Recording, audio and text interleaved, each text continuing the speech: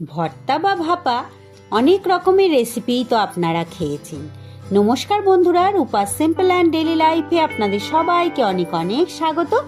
আজ আমি একটা ভর্তা বা ভাপা রেসিপি আপনাদের সামনে নিয়ে চলে এসেছি। লাউ শাক ভাপা বা লাউ শাক ভর্তা কিভাবে তৈরি করেছি এই লোভনীয় রেসিপিটি, সেটাই আজ আপনাদের সাথে শেয়ার করছি। এই রেসিপি গরম ভাতের পাতে একবার যদি খান সারা জীবন মুখে লেগে থাকবে, কোনোদিনও এর স্বাদ ভুলতে পারবেন না। তাহলে সঙ্গে থেকে দেখে নিন কিভাবে তৈরি করেছি এই রেসিপিটি। যদি ভালো লাগে অবশ্যই একটা কমেন্ট করে আমাকে জানিয়ে যাবেন। তাহলে সঙ্গে থাকুন, দেখতে থাকুন। আশা করছি অন্য দিনের মতো আজও কিন্তু আপনাদের এই সহজ রেসিপি খুব ভালো লাগবে।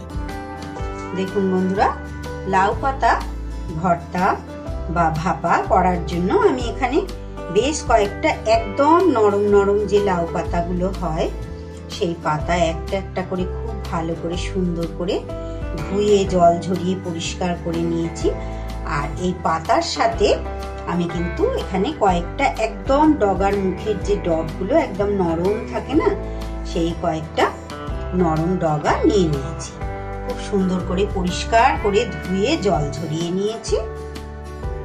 এবার আমি এখানে একটা মিক্সির বাটি নিয়ে নিয়েছি। তার মধ্যে নিয়ে নেব 4 টেবিল চামচ পোস্ত। পোস্তর পরিমাণটা যতটা বেশি দেবেন বন্ধুরা, ততই কিন্তু এটা খেতে স্বাদ হয়। আমি 4 টেবিল চামচ নিয়ে নিলাম। পোস্তটাকে আমি শুকনো অবস্থায় ভালো করে গুঁড়ো করে তারপর একটু জল দিয়ে পেস্ট তৈরি করে নিয়ে ফিরে আসছি। সুন্দর পেস্ট একটা তৈরি করে নিয়ে আমি চলে এসেছি। খুব একটা পাতলা করিনি, একটু জল কম দিয়ে পেস্ট করেছি।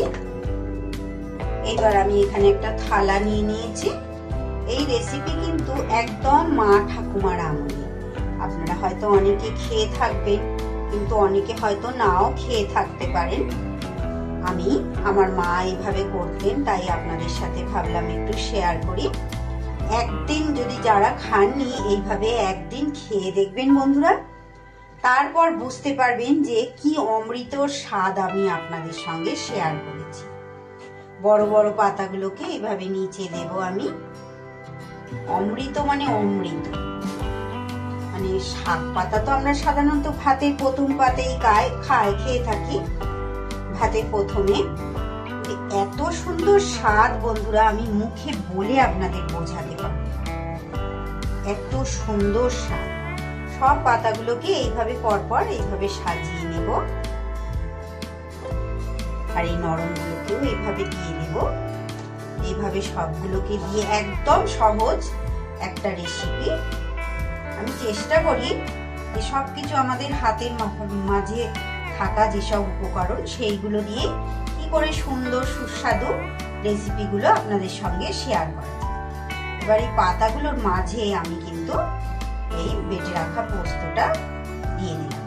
এটা যদি আপনারা শিলে বাটতে পারেন এর স্বাদ কিন্তু আরো দ্বিগুণ হয়ে যাবে।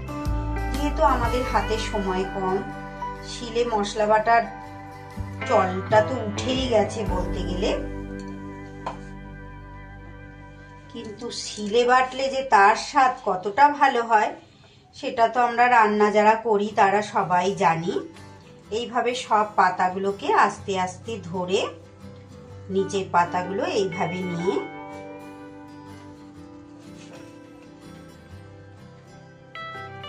এইভাবে মুড়িয়ে নেব। একদম নিচের পাতাটা এইভাবে উপর দিয়ে দিয়ে দেব। দিয়ে এইবার একটা,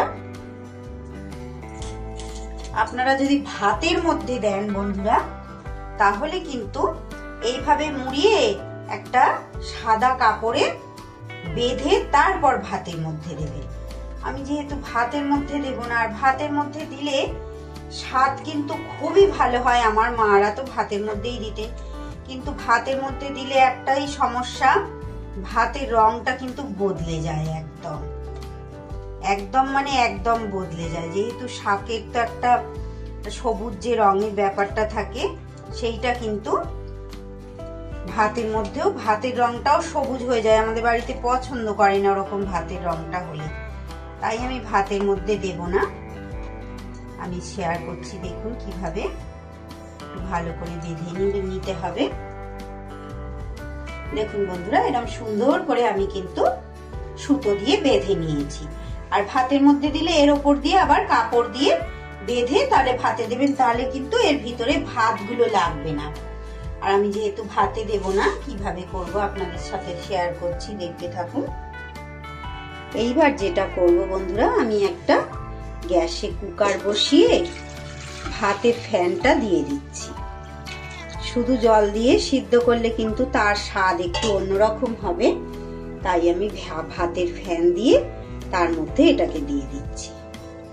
দিয়ে এটা আমি 2টো সিটি মেরে নেব।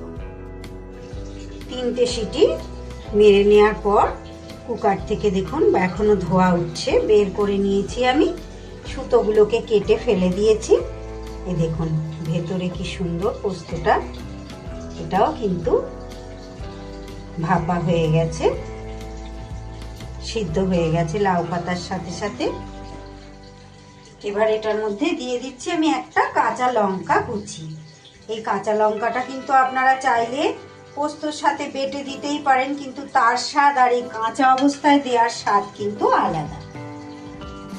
আর দিয়ে দেব কাঁচা সর্ষের তেল, একটু বেশি দিলাম, কারণ তেলটার স্বাদেই তো, এই কাঁচা তেলটার স্বাদেই কিন্তু এটা খাওয়া হবে। আর দিয়ে দেব পরিমাণ মতো নুন। আমার আজকের এই সহজ লাউ শাক ভাতে বা ভাপার রেসিপি কেমন লাগলো বন্ধুরা, অবশ্যই আমাকে একটা ছোট্ট কমেন্টের মাধ্যমে জানাবেন। অন্য দিনের মতো যদি ভালো লাগে, যারা এইভাবে খেয়ে দেখেননি, আমার অনুরোধে একবার অবশ্যই খেয়ে দেখবেন। ভীষণ দুর্দান্ত লোভনীয় স্বাদের এই লাউ শাক ভাতে, ভীষণ ভালো লাগে, ভীষণ। তাহলে আজকের রেসিপি আমি এখানেই শেষ করছি বন্ধুরা। সবাই খুব ভালো থাকবেন, সুস্থ থাকবেন। ধৈর্য ধরে আমার ভিডিও দেখার জন্য আপনাদের সবাইকে অনেক অনেক ধন্যবাদ, অনেক ভালোবাসা, অনেক শুভকামনা।